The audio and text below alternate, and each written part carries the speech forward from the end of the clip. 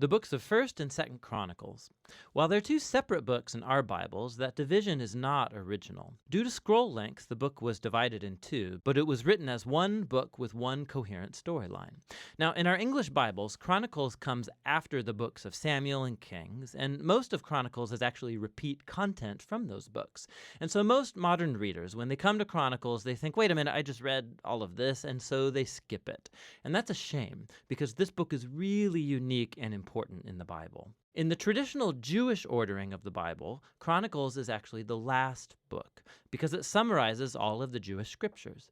The first word in the book is Adam, the first character at the beginning of the story, and then the last paragraph announces the return of Israel from exile. Now, we don't know who wrote this book, but we can tell from details within it, it was produced by somebody who lived a couple hundred years after the Israelites returned from the Babylonian exile. Now, for this author, Jerusalem and the temple were rebuilt some time ago, and as we learned from Ezra and Nehemiah, things were not going well. The great prophetic hope was that the city and the temple would be rebuilt, that God would come to live among his people, the Messianic king would come, and all the nations would come live under his peaceful rule, and none of that has happened. And so the author of Chronicles has reshaped these stories of David and Solomon and the kings of the past in order to provide a message of hope for the future. And we'll see that he's designed this book to emphasize two clear themes. First, the hope of the coming Messianic king, and second, the hope for a new temple. Let's just dive in and you'll see these themes all over the book. 1 Chronicles begins with 9 chapters of genealogies, long lists of names. And you'll read these and think that this is kind of boring, and that may be true for you, but actually they're very, very important. The author is summarizing here the whole storyline of the Old Testament by naming all of the key characters in the stories. And as he does so, he shapes the genealogies to emphasize 2 key lineages. First is the line of the promised Messianic king. So lots of space is dedicated to tracing the line of Judah that led all the way to King David, to whom the Messianic promise was given. And then from David, the author traces that line up into his own day. The other family line that receives lots of attention here is that of the priesthood, the descendants of Aaron, who, of course, served in the temple. And so right from the start, you can see the 2 main themes, the author's hope of the Messiah coming to build a new temple, and it's rooted in these ancient genealogies. Now, after that, the author moves into the stories about David, and most of these are going to be familiar to you from the book of Samuel, but again, there's some really important differences. So first of all, the author leaves out all of the negative stories about David, where he's portrayed as weak or immoral. So Saul chasing David around the desert and persecuting him, the story of David's adultery with Bathsheba and then murdering her husband, all of that is gone. And what's left are the stories that portray David as a good guy.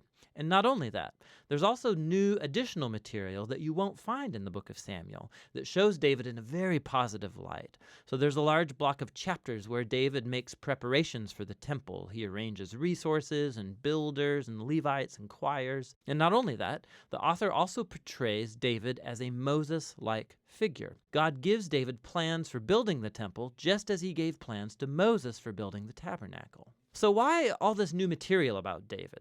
The author's not trying to hide David's flaws. He knows that anybody can go read about them in the book of Samuel. Rather, he's trying to portray David as the ideal king in order to make him an image or a type of the future Messiah from the line of David.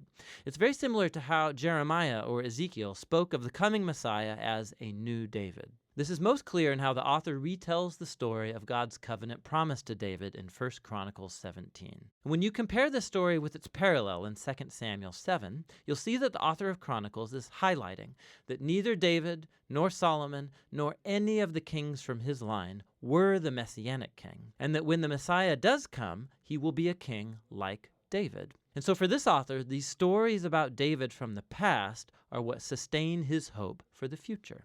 After David dies, we move into 2 Chronicles, which focuses on the kings that lived in Jerusalem. And again, there's lots of overlap with 1st and 2nd Kings, but there are many key differences. So the author has left out all of the stories about the kings of northern Israel so he can just focus on the line of David. And there's lots of new material about these kings from David's line. He highlights the kings that were obedient to God, and he adds new stories about how their obedience led to success and God's blessing. But he also adds new stories about kings who were unfaithful to God. They didn't follow the Torah, they led Israel to worship idols, and these kings face horrible consequences, all leading up to Israel's exile, a mess of their own making. And so this whole section becomes a series of character studies where the author wants later generations of Israelites to learn from their family history, and so become faithful to their God and the Torah. Now, the book's conclusion is really unique too. At the very end of the book, the king of the Persians, his name's Cyrus, and he tells the Israelites that they can go back home, return from exile, rebuild the city and the temple. And he says, last line of the book, "Whoever there is among you, of all his people, may the Lord his God be with him, and let him go up." And that's how the book ends, with an incomplete sentence. Now, of course, the author knows about the first return from exile and the stories of Ezra and Nehemiah, but clearly in his view, the prophetic hopes of Israel were not fulfilled in those events.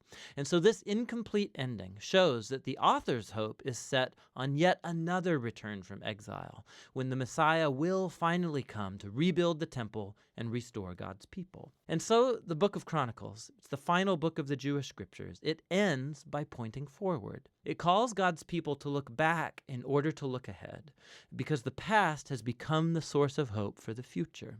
So Chronicles concludes the Old Testament as a story in search of an ending, and that's what this book is all about.